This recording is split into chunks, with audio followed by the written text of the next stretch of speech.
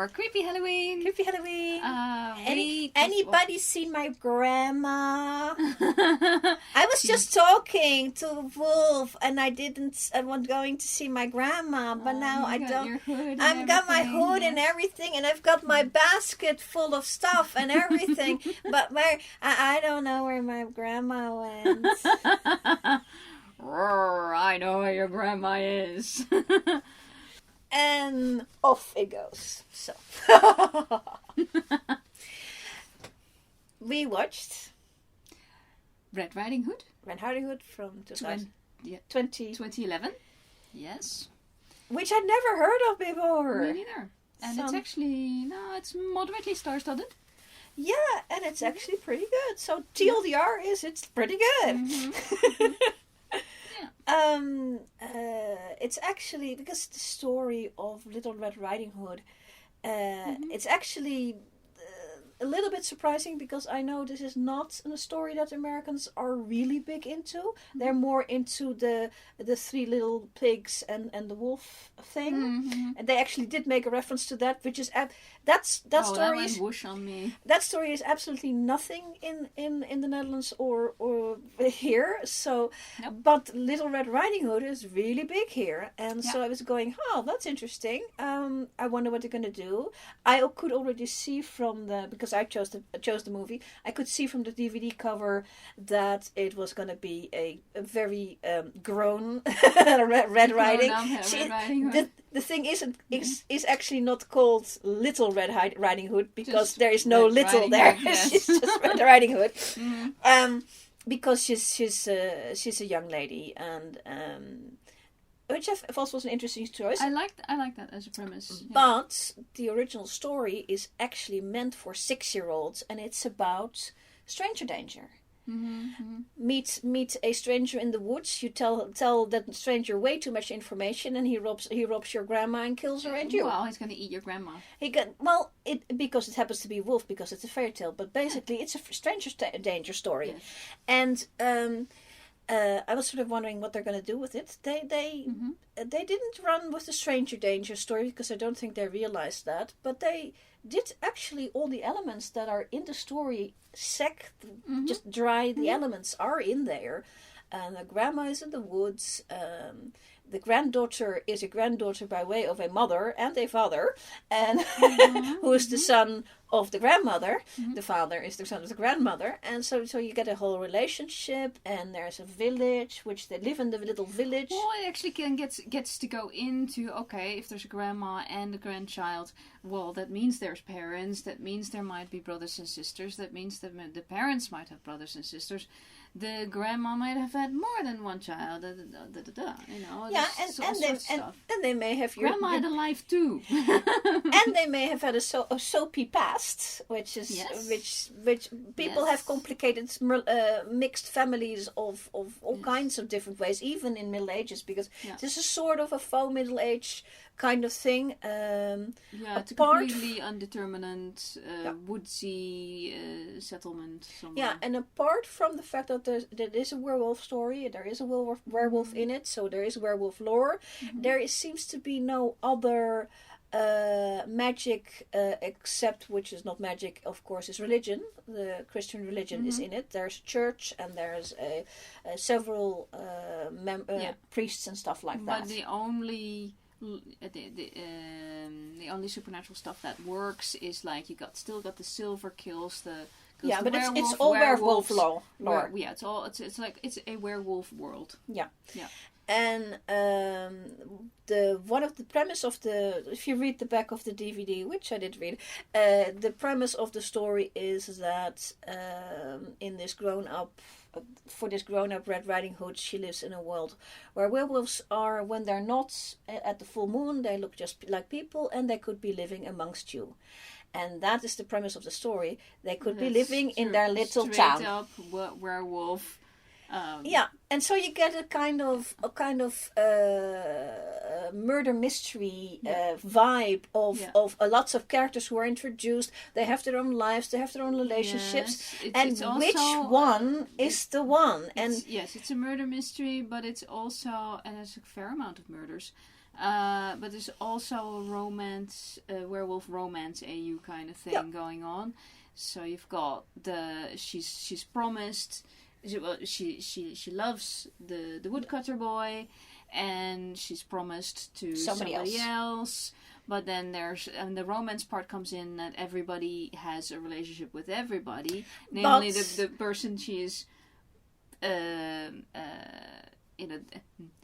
people other than the main people have romantic entanglements. Let's put it that way. Yeah, but then the murder mystery element comes in, and basically it makes it very clear that anybody, literally anybody in that town, you keep guessing. It keeps you guessing until the end. We're not going to give away the end because it's a murder mystery and not fair to give away the end. No, we don't do that. The end was very surprising. Well done. We didn't know until almost the moment it was sprung on us. Yeah.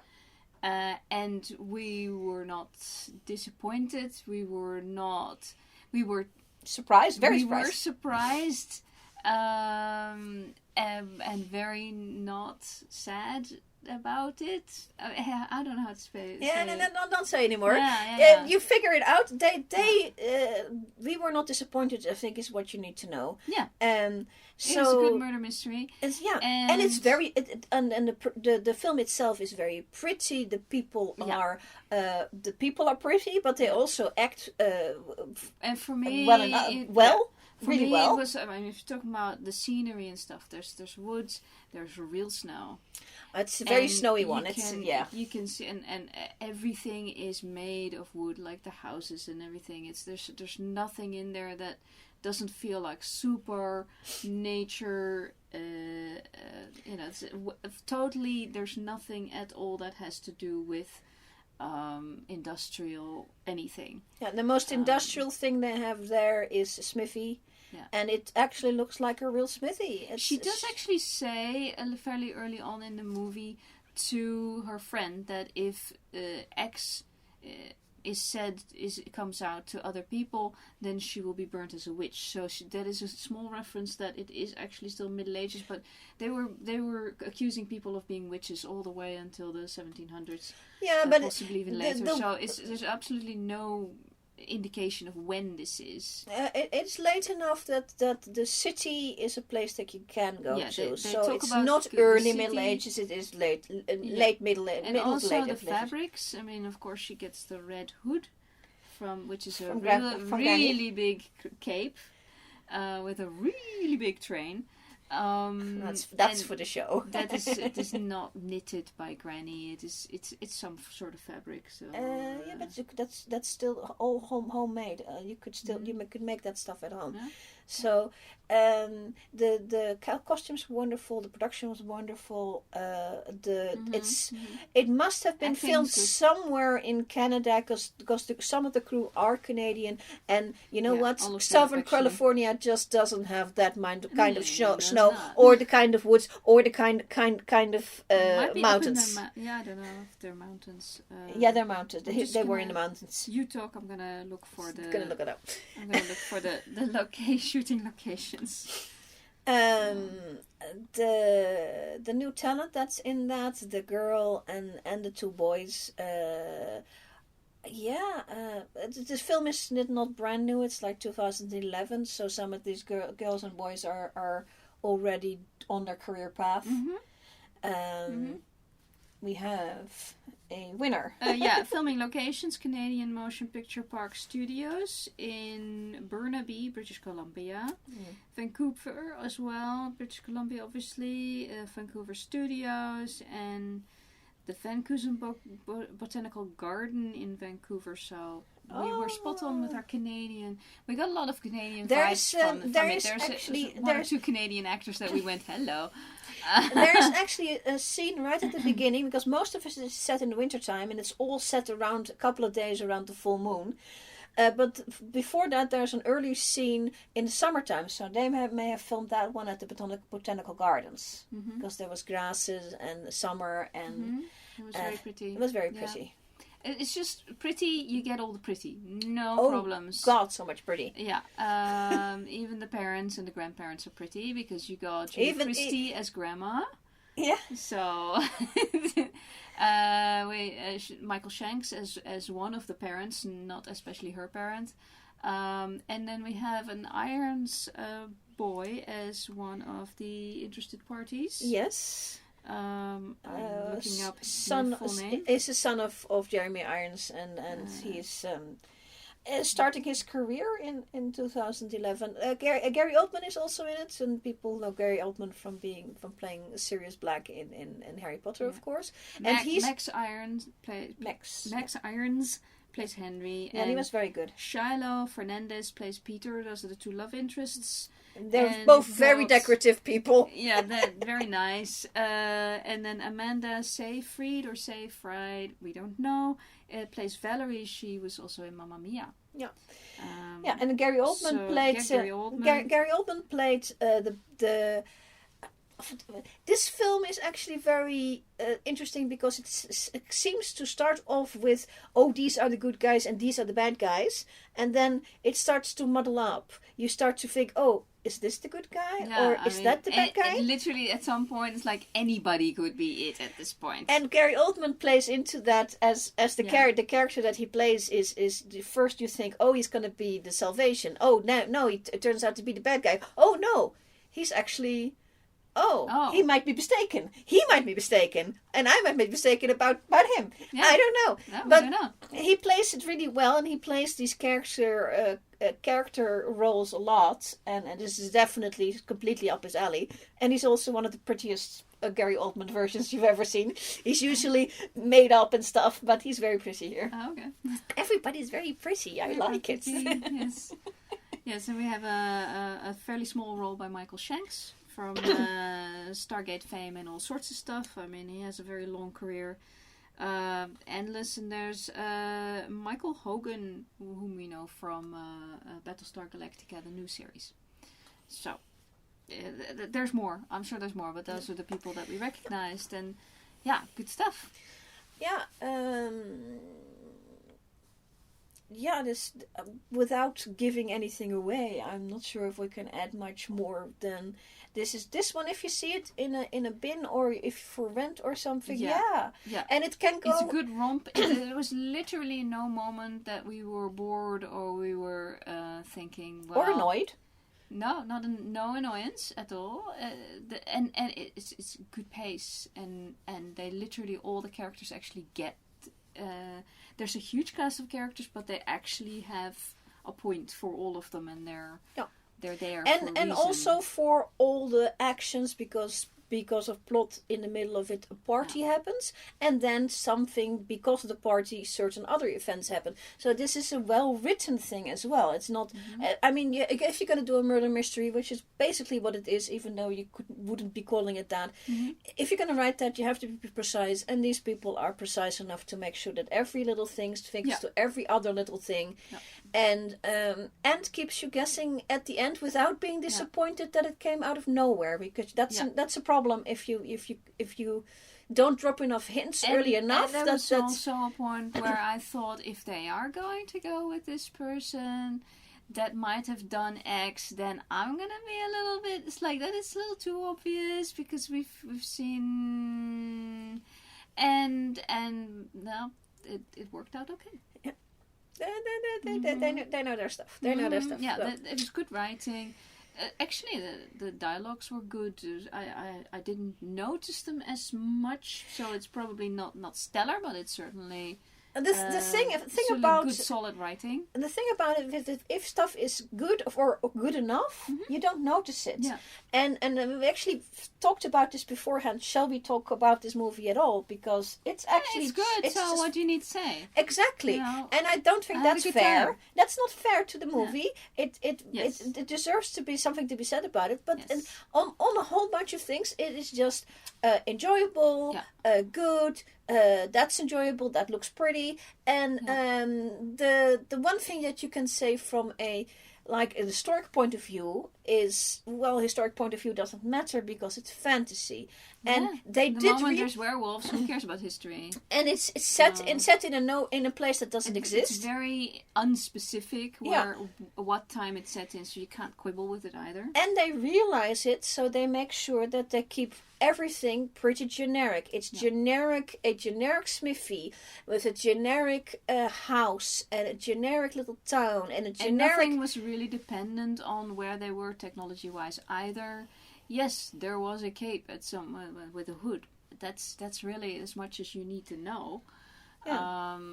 Somebody can that people had daggers. Yeah, people had daggers for a long time in history. Yeah. And one thing that I thought was, I've never even heard of this movie, and that's one of those things. It's like maybe they made a mistake there. I saw that the budget was 42 million, so that's not a small movie.